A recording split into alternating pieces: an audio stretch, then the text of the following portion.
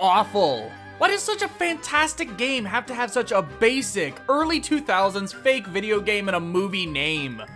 Yeah, it conveys exactly what the game is, but could they seriously not come up with anything better?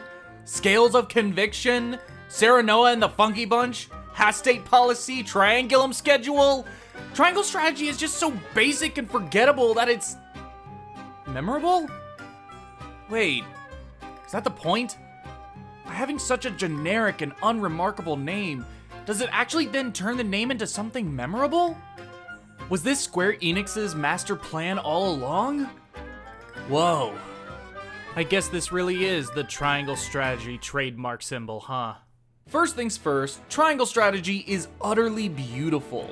The HD 2D art style is amazing and I want more games done in it, both original and remakes. One thing Triangle Strategy does that I greatly appreciate is vastly improved lighting.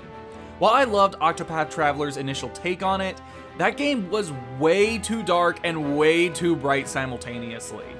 That game goes in on high contrast lighting, and while it's a great idea, it resulted in a game that I felt like I could barely see.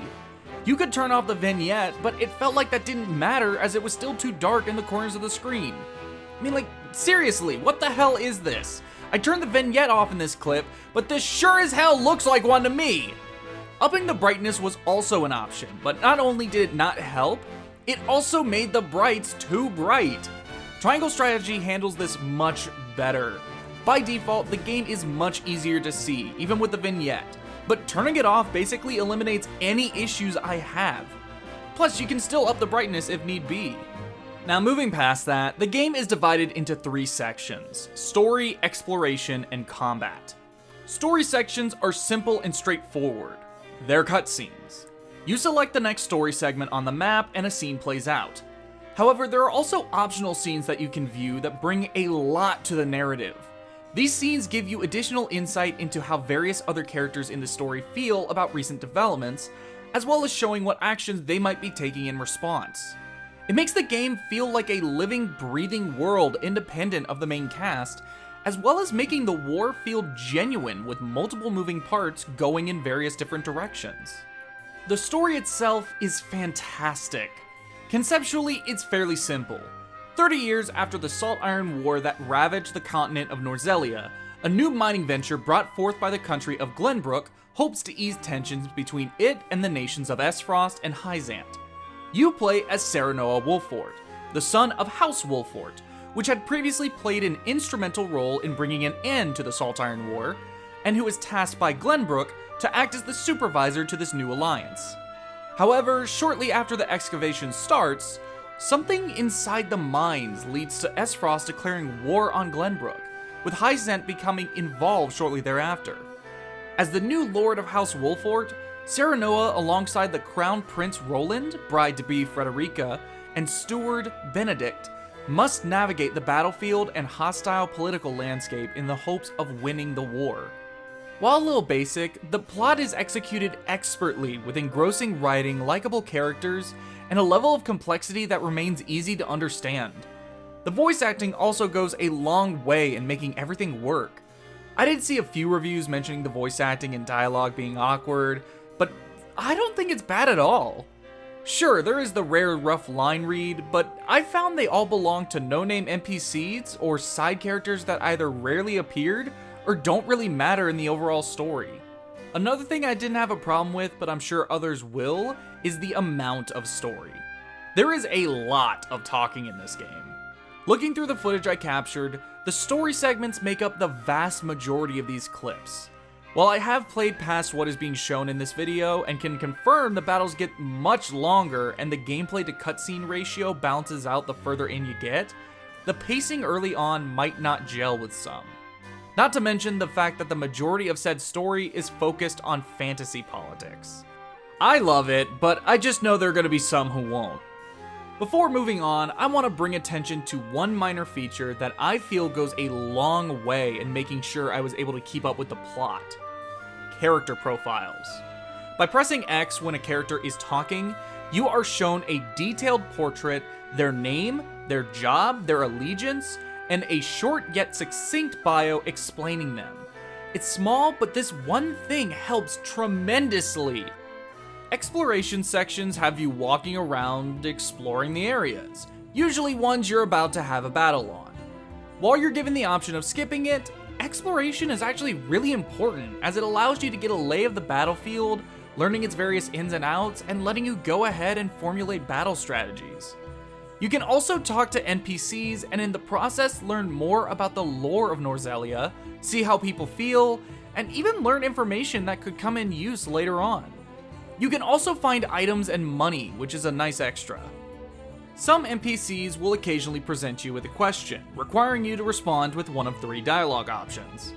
These decisions fall within one of 3 convictions: morality, aka what is right and just, liberty, foregoing outside forces in favor of freedom, and utility, what is practical and useful.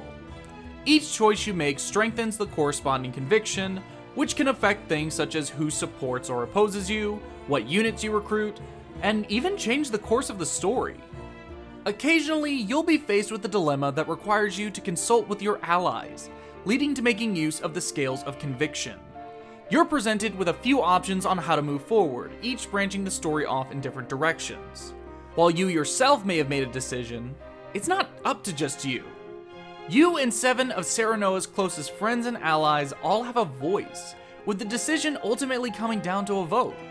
Prior to said vote, you are given the option of talking with each character and learning why they feel the way they do.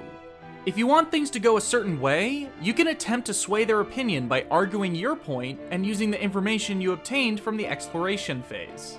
Some characters will be dead set in their opinion, and nothing you can say or do will change that. However, you may find some being swayed to your side. I love this system. It's such an interesting and refreshing way of offering a branching narrative that also rewards you for paying attention and learning about the world. It also continues to make the world feel like it exists independently of you and by extension Serenoa. The dilemmas presented are also genuinely tough. For instance, the first choice you make in the story is whether to go to the country of Esfrost or the country of Hyzant. I initially wanted to go to Hyzant as I felt I knew nothing about it in comparison to Esfrost and Glenbrook. Frederica also comes from Esfrost, and the story makes it clear that she wasn't treated particularly well there. However, I then learned from a nearby NPC that Hyzant is actually incredibly racist against Frederica's race, the Roselle, even more so than Esfrost. Knowing this, I almost immediately changed sides.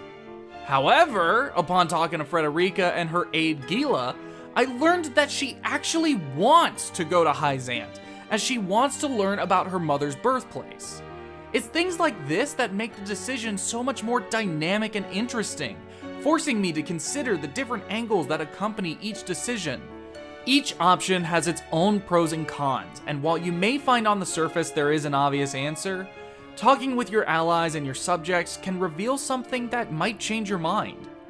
Finally, there's the combat section. Triangle Strategy is a tactical RPG akin to Fire Emblem or Devil Survivor, with its most blatant inspiration being Final Fantasy Tactics. Turn order is determined by a unit's speed stats, units move on a grid, and a unit's placement plays an important role. Attacking from the high ground offers greater accuracy and an increase in damage dealt.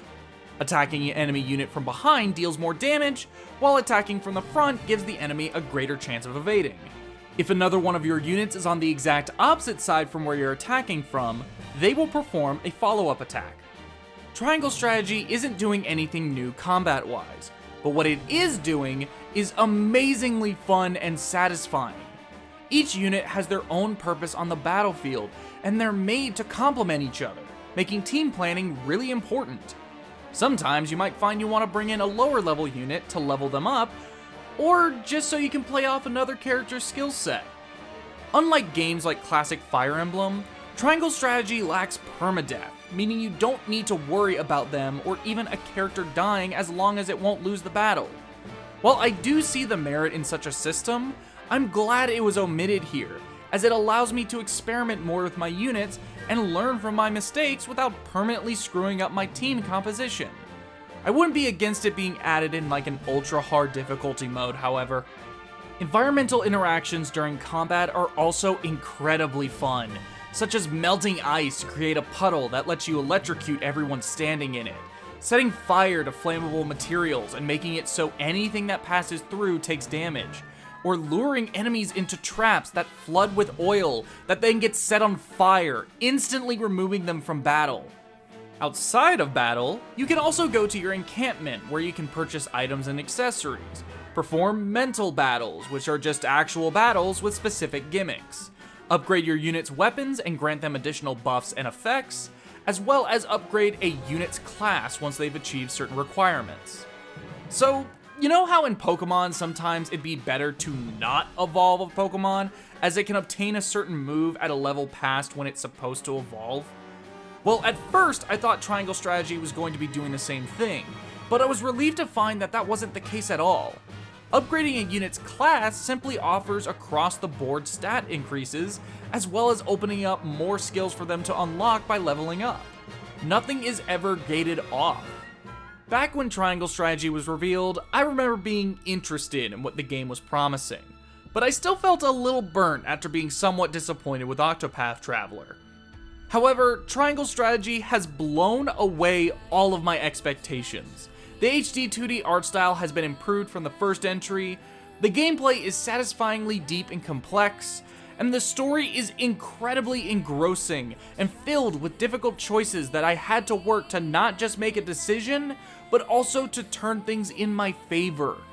We're only just a little over 2 months into 2022, and Triangle Strategy has already shown itself to be one of the best games to come out this year. I honestly can't think of any complaints that wouldn't amount to anything more than nitpicks. Triangle Strategy is just fantastic. But what are you guys thinking of Triangle Strategy? Let me know down in the comments below, and hey, if you enjoyed this video and want to see more, subscribe and leave a like. If you want to help support this channel, check out my Patreon. Link is in the description. I'd like to say I'm getting back to playing more of this fantastic game, but I have a slight diversion I need to take care of first. New video is coming sooner than you think. If the next original HD 2D game is announced as Project with 2 nonsensical words attached, I'm breaking down Square Enix's front door.